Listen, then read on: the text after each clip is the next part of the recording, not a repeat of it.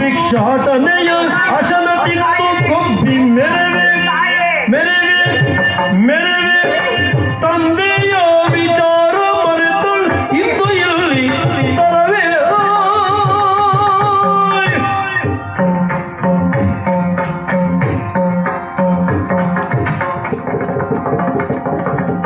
ತಂದೆಯಾದ ಗಿಲ್ಲಿ ಬೇಳೆ ತಂದೆಯ ವೈಭೋಗ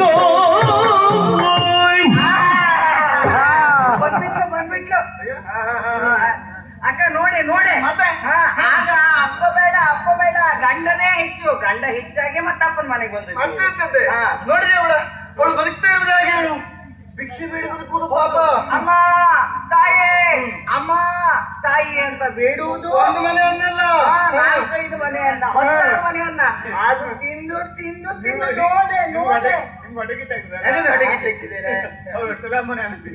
ಹೌದೇ ಬೇಡ ನೀನ್ ಬೇಡುವುದಕ್ಕೆ ಹೋಗ್ತೀನಿ ಹೊಡೆಗೆಚ್ಚು ಈಗ ಬಂದದ್ದು ಯಾಕೆ ಹೇಳು ಯಾಕೆ ಅವಳಿಗೆ ಪಾಪ ಹೊಟ್ಟೆ ಗತಿ ಇಲ್ಲ ಒಂದು ಹೊತ್ತಿನ ಹೊಟ್ಟೆ ತುಂಬಿಸ್ಕೊಳ್ಬೇಕು ಅಂತ ಆದ್ರೆ 4 ಮನೆಗೆ ಹೋಗ್ಬೇಕು ಇವರೆಲ್ಲ ಹೇಗೆ ಬದುಕ್ತಾ ಇದ್ದಾರೆ ಅದೆಲ್ಲ ಯೋಚನೆ ಪಾಪ ಅಪ್ಪನಿಗೆ ಒಂದು ಹೀಗಾಗಿದೆ ಅಪ್ಪನ್ ನೋಡ್ಕೊಂಡು ಹೋಗೋ ನೇವದಲ್ಲಿ ಇಲ್ಲೆಲ್ಲ ವೈಭೋಗ ನೋಡ್ಕೊಂಡು ಹೋಗ್ಬೇಕು ಅಂತ ಯಾತಕ್ಕಿಂದು ನುಡಿವೀರಕ್ಕ ಮಸರದ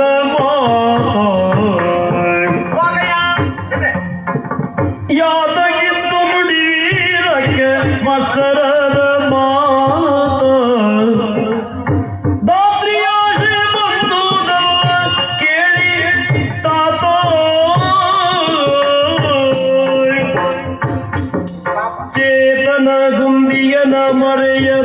ಮರೆಯದಾತಳುವದೆ ಬಂದೆ ಖಾತಿಯಾಗಿ ತಂಗಿ ಮೇಲೆ ಬೋಬೆ ಮನೆಗಾಲಿಂದೆ ಯಾತಕ್ಕಿಂದು ನುಡಿವೀರಕ್ಕ ಮಸರದ ಮಾತಾ ಯಾಕಕ್ಕ ಹೀಗೆ ಹೊಟ್ಟೋಸು ಮಾತಾಡ್ತೀರಿ ನಾನು ನಿಮ್ಮ ವೈಭೋಗದಲ್ಲಿ ಪಾಲು ಕೇಳಲಿಕ್ಕೆ ಬಂದವರಲ್ಲ ಮತ್ತೆ ತಂದೆಯ ಸೇವೆಯನ್ನು ನೀವು ಎಷ್ಟು ಮಾಡ್ತೀರಿ ಅಂತ ನಾನು ನೋಡಿದ್ದೇನೆ ಅದಲ್ಲ ಬೇಡ ನಾವು ನೋಡ್ಕೊಳ್ತೇವೆ ಪಾಪ ಅಪ್ಪನಿಗೆ ಆರೋಗ್ಯ ಸರಿ ಇಲ್ಲ ಒಮ್ಮೆ ಅವರನ್ನು ನೋಡ್ಕೊಂಡು ಹೋಗ್ಬೇಕು ಎನ್ನುವ ಕಾರಣಕ್ಕಾಗಿ ಬಂದದ್ದೇ ಹೊರತು ಉಳಿದ್ಯಾವ ಆಮಿಷದಿಂದ ಬಂದದ್ದಲ್ಲ ಯಾವ ಆಮಿಷದಿಂದ ಬಂದದ್ದಲ್ಲ ನಿನ್ನ ಮುಖ ನೋಡಿದ್ರೆ ಗೊತ್ತಾಗ್ತದೆ ನಿನ್ನ ಮನಸ್ಸಲ್ಲಿ ಏನುಂಟು ಅಂತ ಎಲ್ಲ ಗೊತ್ತಾಗ್ತದೆ ನಮಗೆ ನೋಡು ಇನ್ನು ಹೆಚ್ಚು ದಿನ ಬರ್ಲಿಕ್ಕೆ ಆಗುದಿಲ್ಲ ನೀ ಹೆಚ್ಚಿನ ಆಗುವುದೇ ಇಲ್ಲ ಯಾಕೆ ರಾಜ್ಯ ಎಲ್ಲ ನಮ್ಮ ಕೈವಶ ಆಗುತ್ತದೆ ಹೇಗೆ ಗುರುಗಳು ಬಂದು ಹೇಳಿದ್ರು ಮಹೇಂದ್ರ ನಿರ್ಮಣಿ ತಂದ್ರೆ ಅಪ್ಪನ ಕಾಲು ನೋವು ಗುಣ ಆಗ್ತದೆ ಹಾಗೆ ತಂದವರಿಗೆ ಅರ್ಧ ರಾಜ್ಯ ಕೊಡ್ತೇನೆ ಅಂತ ಅಪ್ಪ ಅಟ್ಟ ಉಂಗುರ ಹೊಡಿಸಿದ್ದಾನೆ ಇವಳ ಮನೆಯವರು ನಮ್ಮ ಮನೆಯವರು ಅಲ್ಲಿಗೆ ಹೋಗಿದ್ದಾರೆ ಹೋಗಿ ತಂದ ಮೇಲೆ ಅರ್ಧ ರಾಜ್ಯ ಅವಳಿಗೆ ಅರ್ಧ ರಾಜ್ಯ ನನಗೆ ಜಾಗ ಹೊರಗೆ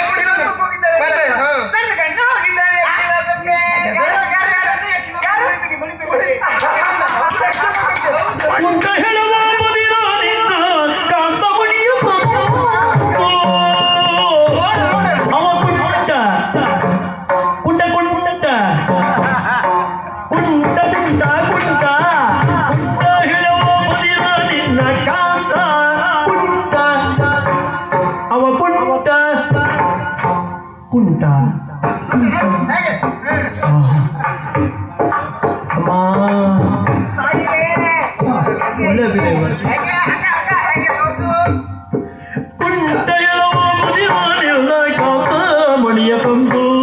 8 ವರ್ಷವಾದರೂ ನಿವೃತ್ತಿ ಆಗಲೆಂದು 8 ವರ್ಷವಾದರೂ ನಿವೃತ್ತಿ ಆಗಲೆಂದು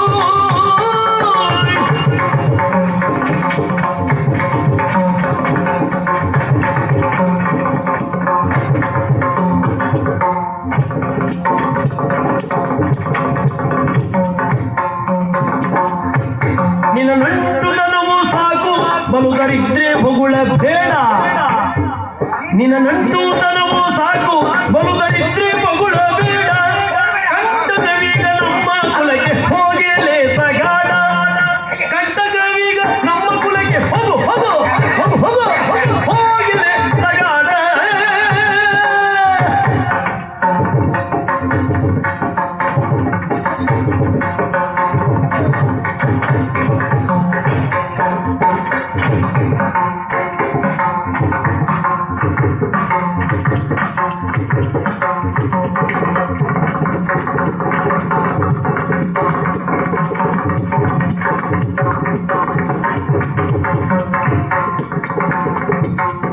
ಕುಂಟ ಹೇಳುವ ಬದಿರ ನಿನ್ನ ಕಾಲ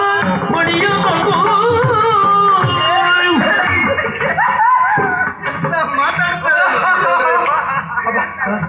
ಅಲ್ಲ ನನಗೆ ಅಕ್ಕ ನನಗೆ ಮತ್ತೆ ಮಾತೇ ಬರೋದಿಲ್ಲ ಬಹಳ ಕಷ್ಟ ಆಗ್ತದೆ ಅಲ್ಲ ಅವಳು ಅರಮನೆ ಬಿಟ್ಟು ಬೀದಿಗೆ ಬಿದ್ದ ಮೇಲೆ ವಿನೋದ ಮಾಡ್ಲಿಕ್ಕೆ ಅದು ನಿನಗೆ ಕಡ್ದದ್ದು ಮೊದಲ ಎಂತಾದ್ರೆ ಎಂತಂದ್ರೆ ನಮ್ಮವರಲ್ಲಿ ಹೋಗಿದ್ದಾರೆ ಅಂತ ಹೇಳಿದ ತಕ್ಷಣದಲ್ಲಿ ನಿನಗೆ ಮಾತಾಡೋದಕ್ಕೆ ಬೇಡ ಅಂತ ಹೋಗಿದ್ದಾರೆ ಈ ಮನೆಯಲ್ಲಿ ಬೇಡಿ ಓ ಈ ಮನೆ ಬರುವಷ್ಟರಲ್ಲಿ ಅವನಿಗೆ ಅದ್ರ ಗಂಡ ಎಷ್ಟೊತ್ತಾಗ್ತದೆ ಒಂದು ಹೊತ್ತು ಬೇಕಾಗ್ತದೆ ಮತ್ತೆ ಈ ಮನೆಯಿಂದ ಈ ಮನೆ ಬರುವುದಕ್ಕೆ ಒಂದು ಹೊತ್ತು ಬೇಕು ಮತ್ತೆ ಇಲ್ಲಿಂದ ಯಕ್ಷಲೋಕಕ್ಕೆ ಹೋಗಿ ಅಲ್ಲಿ ಮಣಿ ತಂದು ಅಲ್ಲಿಂದ ಇಲ್ಲಿವರೆಗೆ ಬರುವುದಕ್ಕೆ ಒಂದು 2 3 4 8 ವರ್ಷ ಕಳೆದು ಹೋದಿತ್ತು ಬಿಟ್ರೆ 8 ವರ್ಷ ಕತ್ತೆ ಇವಳಿಗೆ ಅಪ್ಪ ತೆಗಿಬೇಕು ಅಂತ ಉಂಟು ಇವಳು ಕುಂಟ ಬೇಡ್ಲಿಕ್ಕೆ ಹೋಗುವ ಹೇಳುವ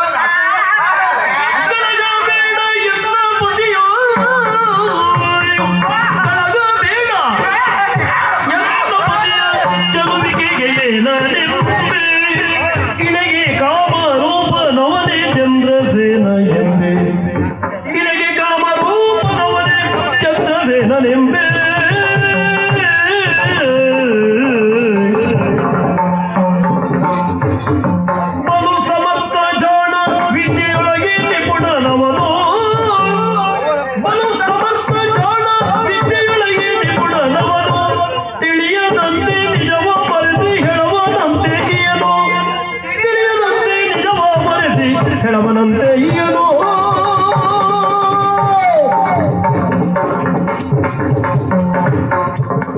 ಗಳಗಬೇಡ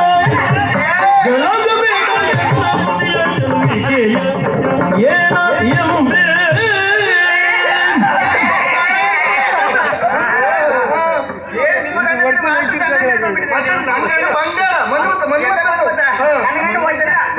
ನಿಮ್ಮ ಗಂಡ ಯಕ್ಷಲೋಕಕ್ಕೆ ಹೋದಲ್ಲ ಹೋಗಿದ್ದಾರೆ ಯಾರ ಮನೆ ಬಾಗಿಲು ತಟ್ಟಲಿಕ್ಕೆ ಹೋಗಿದ್ದಾರೆ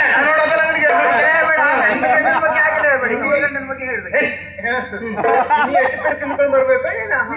ಕೊಡುವ ಯೋಗ್ಯತೆ ಇದ್ದು ತಿಂತಾರೆ ನಿನಗೆ ಗುಡುಮ್ ಗುಡುಮ್ ಅದು ನನ್ನ ಹಳೆ ಕತೆ ನಿಮಗೆ ನೀವಿನ್ನ ಎಣ್ಣೆ ಹಿಡ್ಕೊಂಡು ನಿಂತ್ಕೊಳ್ಳೋದೇ ನಮ್ಮ ಗಂಡಿಗೆ ನಾವು ತಿಕ್ತೇವೆ ನಿಮಗೆ ಗೊತ್ತುಂಟು ನನ್ನ ಗಂಡ ನಿಮ್ಮ ಗಂಡಿಗಿಂತ ಚಂದ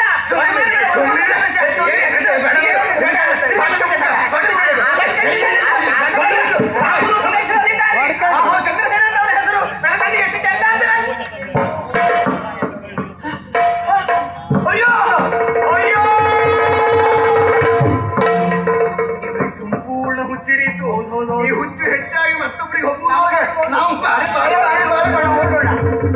ಸರಳಗಾತವು ಶಿರಗೆ ತಾಗಿ ಬಂದದಿ ದರೆಗೆ ಒರಗಿ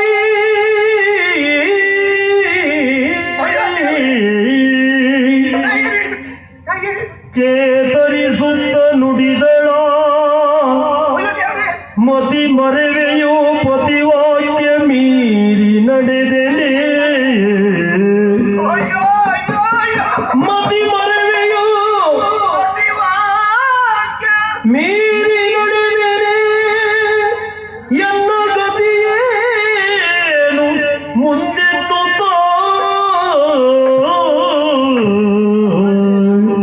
ಪತಿವಾಕ್ಯ ಮೀರಿ ನಡೆದೆನೆ ಎಂತಹ ಮಾತುಗಳು ಬಂದೋಯ್ತು ನನ್ನ ಬಾಯಿಂದ ಹೌದು ಅವರಿಬ್ಬರು ನನ್ನ ಗಂಡನ ಕುರಿತಾಗಿ ಅವರ ರೂಪದ ಕುರಿತಾಗಿ ಅವಹೇಳನ ಮಾಡುವಾಗ ತಡೆದುಕೊಳ್ಳಲಿಕ್ಕೆ ಆಗಲಿಲ್ಲ ನನ್ನ ಗಂಡ ಸ್ಫುರದ್ರೂಪಿ ಎನ್ನುವುದಾಗಿ ಬಾಯಿ ಬಿಟ್ಟು ಹೇಳಿಬಿಟ್ಟೆ, ಸತ್ಯ ವಿಷಯವನ್ನು ಹೇಳಿಬಿಟ್ಟೆ. ಹೌದು, ನನ್ನ ಗಂಡ ಸುಂದರ, ನನ್ನ ಗಂಡ ಸ್ಫುರದ್ರೂಪಿ ಎನ್ನುವಂತ ಅಹಂಕಾರ ನನ್ನ ಒಳಗಿತ್ತು. ಅಹಂಕಾರ ಹೊರಬಂದು ಹೋಯಿತು, ಅನುಮಾನವೇ ಇಲ್ಲ. ಅಹಂಕಾರದಿಂದ ಮೆರೆದ ವ್ಯಕ್ತಿ ಅಂತಾದ್ರೆ ಅವನಂತೆ ಇರುವುದಕ್ಕೆ ಅನುಮಾನವೇ ಇಲ್ಲ. ಹೌದು, ಸತ್ಯ ವಿಷಯ ಮೂರನೇದು ಗೊತ್ತಾಯ್ತು ಅಂತ ಆದ್ರೆ ನಾನು ಶಾಶ್ವತವಾಗಿ ಕಡಿಯಾಗಿ ಹೋಗ್ತೇನೆ ಗುಣ.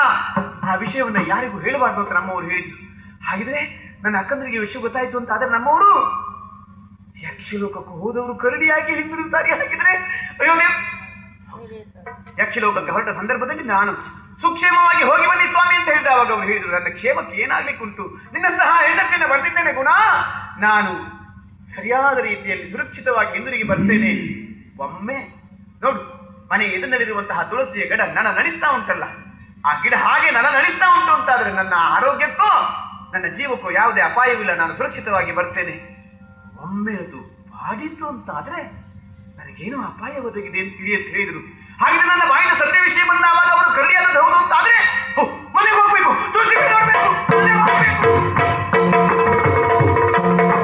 ತೆರಳಿ ಸ್ವಗ್ರಹ ಕೈದಿ ಪರಿಗಿಸುವ ಕರಡಿಯ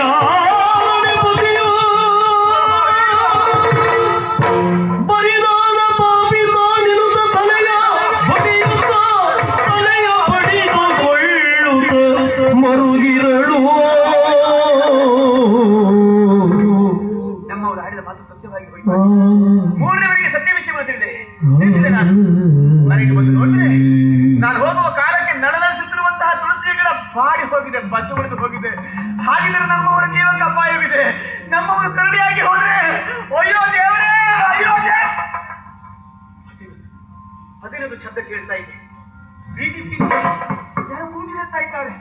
ಕಾಡಾಡಿಯಾದ ಕರಡಿಯೊಂದು ಬಂದಿದೆ ಅಂತ. ಇಲ್ಲ, ನಮ್ಮವರು ಇದೆಲ್ಲ ಹೋಗಿರಬೇಕು. ಅಯ್ಯೋ ಸ್ವಾಮಿ,